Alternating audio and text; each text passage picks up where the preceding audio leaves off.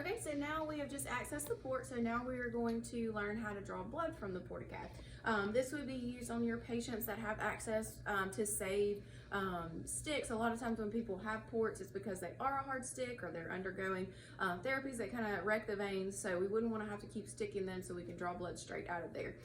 First thing we would do is we want to check the order, explain the procedure, obviously identify our patient. We would perform hand hygiene as we're coming into the room, and then we're going to put on clean gloves.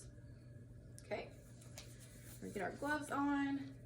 At this point, we're going to take our alcohol or chlorhexidine wipes, okay, and we're going to scrub the hub of the port. You'll hear that at the hospitals a lot, scrubbing the hub.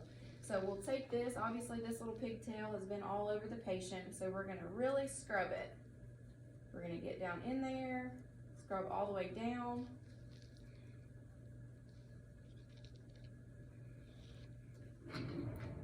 And then we're going to let that air dry.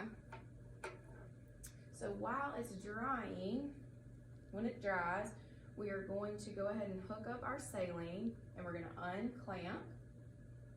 We're going to pulse flush 10 cc's. I didn't have a full 10 in here, but you would pulse flush 10, and then you're going to draw back 10.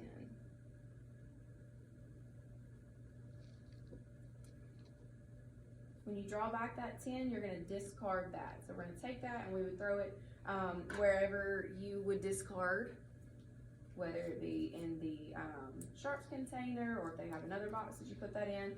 When we disconnect though, now before we go back, we're going to scrub again.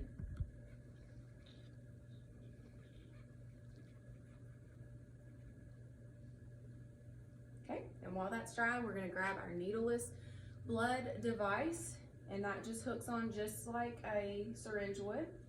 We're going to screw that on, and then we're going to hook up our blood collection tubes. So just pop that on there. Your blood will come straight out.